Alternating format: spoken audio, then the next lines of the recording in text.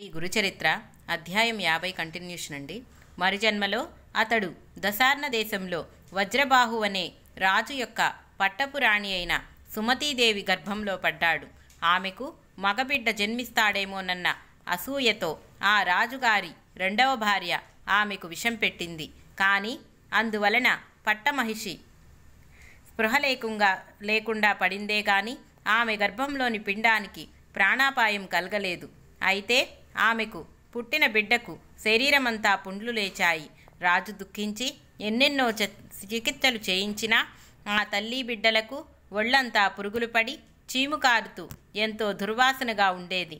పూర్వజన్మలలో వారు చేసిన పాపాలే అందుకు కారణమని వారిని చూడటం కూడా పాపమేనని తలచి రాజు వాళ్లను భయంకరమైన ఒక అడవిలో విడిచిపెట్టించాడు.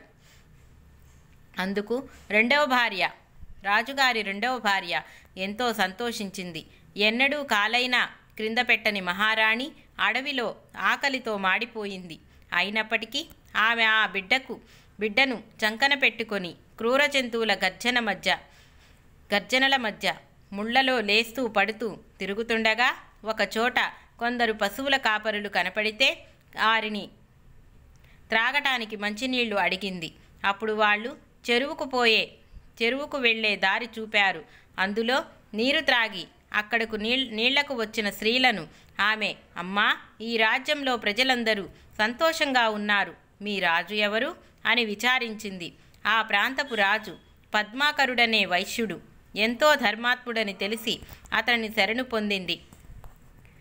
ఆ రాజు ఆమె వృత్తాంతం తెలుసుకొని జాలి చెంది ఆశ్రమం ఇచ్చాడు.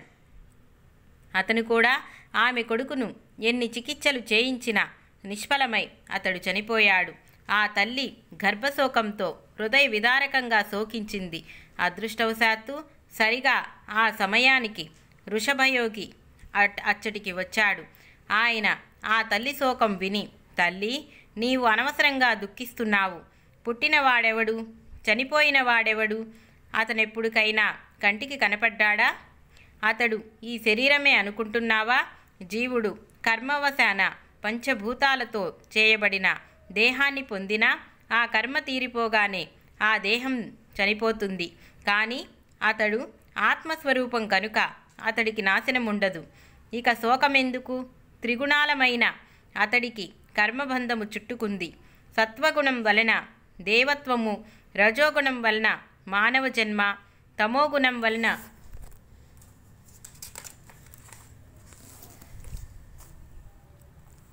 తిర్యక్ జన్మలు కలుగుతాయి. త్రిగుణాతీత స్థితి కలిగినప్పుడే అతనికి ముక్తి లభిస్తుంది.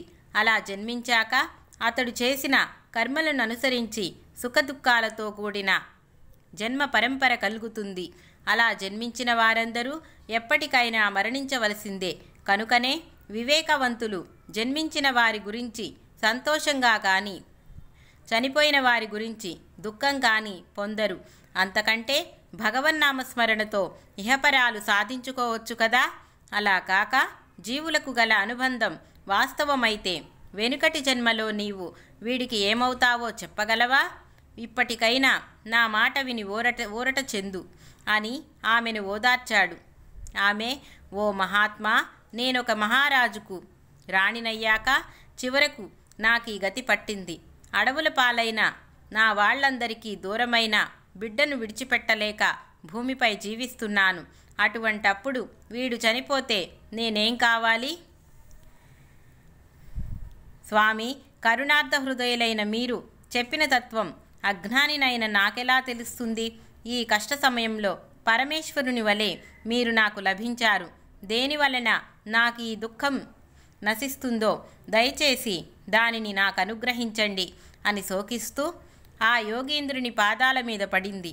ఆ యోగి కరుణార్థ హృదయులై ఆ పిల్లవాడు పూర్వజన్మలో తన సేవకుడిని తెలుసుకొని కొంచెం భస్మం మంత్రించి ఆ శవం మీద చల్లాడు. వెంటనే ఆ పిల్లవాడు లేచి కూర్చున్నాడు. అతడు ఎట్టి వ్యాధి లేకుండా స్వచ్ఛమైన శరీరంతో ఉన్నాడు. ఆ యోగి యొక్క కృపాదృష్టి వలన ఆ తల్లికి కూడా జబ్బు మాయమైంది. ఆ తల్లి సంతోషంతో నమస్కరించగానే ఆ యోగి ఆమెకు కొంచెం భస్మమిచ్చి, అమ్మా, నీవు ఈ బిడ్డ ఇది ధరించండి. మీ శరీరాలు వజ్ర సమానమై వృద్ధాప్యం చెందవు. నీ కుమారుడు ఉత్తమ గుణవంతుడు, యశస్వి అయి భద్రాయువు అనే పరాక్రమవంతుడైన రాజుగా దేశాన్ని పరిపాలించి కీర్తికెక్కుతాడు అని ఆశీర్వదించి వెళ్ళిపోయాడు. కనుక ఓ రాజా, మహాత్ముల కృపాదృష్టి మాత్రం చేతనే ఎంతటి వ్యాధినైనా నశింపగలదు. నీకు వచ్చిన వ్రణం తగ్గటంలో ఆశ్చర్యమేమున్నది అన్నాడు. అప్పుడు రాజు, స్వామి, నా వ్యాధిని నివారించగల సత్పురుషుని దర్శనం నాకెలా లభిస్తుందో దయచేసి తెల్పండి అని వేడుకున్నాడు. అప్పుడు ఆ సాధు పుంగవుడు గంధర్వపురంలోని శ్రీగురుని గురించి తెలిపాడు. వెంటనే ఆ రాజు గాన్గాపురానికి బయలుదేరాడు. సరిగా అదే సమయానికి శ్రీగురుడు, ఇచ్చటికి మ్లేచ్ఛరాజు వస్తాడు, అందువలన ఇచ్చటి ఆచారవంతులైన హిందువులకు బాధ కలగవచ్చు. మా మాహత్యం లోకమంతటా వెల్లడయింది కనుక మేము ఇంకా ఎక్కువ కాలం ఇక్కడ ఉండకూడదు.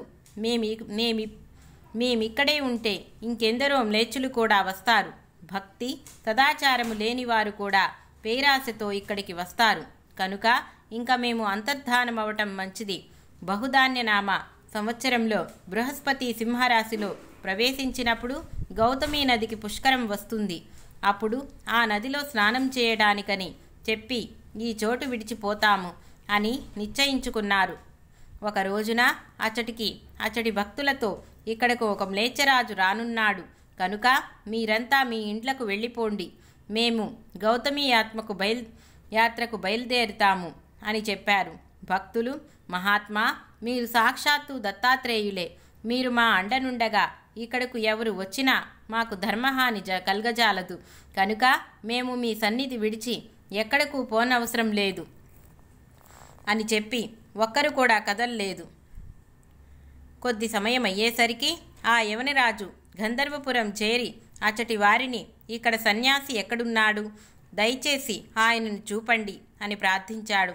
అతనిని చూచి యవనరాజు అక్కడకు రాగలడని స్వామి చెప్పిన మాటలు స్మరించి భక్తులు కీడు శంకించి అతనికేమీ చెప్పడం లేదు. వారి సంశయాన్ని గుర్తించిన రాజు, అయ్యలారా, నేను కూడా ఆర్ధార్థినై స్వామి దర్శనానికి వచ్చిన ఆర్తుడనే. సంశయించక వారెక్కడున్నాడో చెప్పండి అని వేడుకున్నాడు. అతడు పదే పదే ప్రాధేయపడిన మీదట శ్రీగురుడు అనుష్ఠానానికని సంగమానికి వెళ్ళారని, మధ్యాహ్నం మఠానికి తిరిగి రాగలరని ఆ భక్తులు చెప్పారు.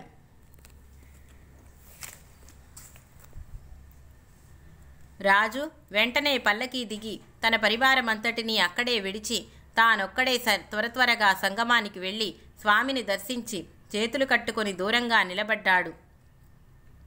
శ్రీగురుడు, ఓరి సేవకుడా, ఇన్నాళ్లకు కనిపించావేమి అన్నారు.